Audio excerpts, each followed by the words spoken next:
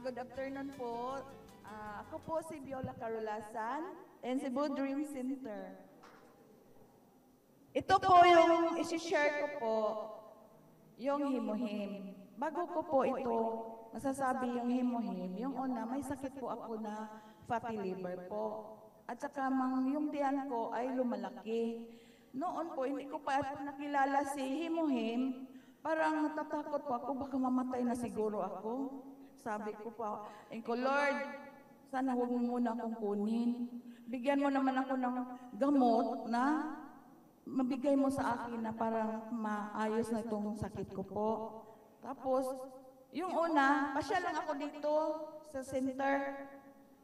Ini-invite po ako nila. Tapos yung kaibigan ko, sabi niya, mag-ano ka man dito sa center natin, mag-member ka naman sa Atomy.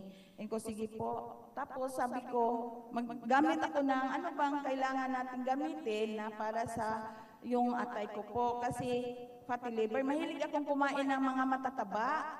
O hindi ko nga alam kung mayroong result yan sa huli. Tapos, yung nainom ko yung himuhim, yung umaga pa lang, hindi pa ako nakakain, ininom ko, tapos inom ko ng warm water, pagkatapos, rumarambol yung tiyan ko sa loob. Bakit ba ganun? Siguro, yung effect, yung nagdi-dissolve na yung himuhim. Tapos, pagkagabi, ininom ko naman bago ako matulog.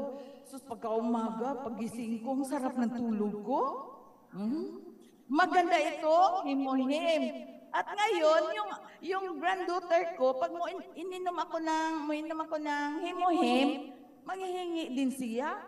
Lola, uminom ako ng himuhim. Ano bang ininom mo? Kasi gusto ko matulog ng maaga. Ko, sige, mag-share naman tayo ng isang sachet. Baka hindi mo kakayanin yung sarap. Tapos inom siya. Pagka umaga, sabi niya, Lola, ang sarap ng tulog ko. Mabuti naman. Ako din. Sabi niya. Ko, sige, bili ka ng himuhim, Lola. Tapos sabi ko, sige, inom tayo ha. So yung dalawang apo ko, inom sila ng inom nito ng himuhim. Dito ako na yung sakit ko na ayos dito at nawala na yung mga sakit ko at active naman yung katawan ko. Noon, mahina ka talaga ako. Parang ayaw ko na ko. Baka siguro mamatay na siguro ako. Buti na lang nakilala ko si himuhim.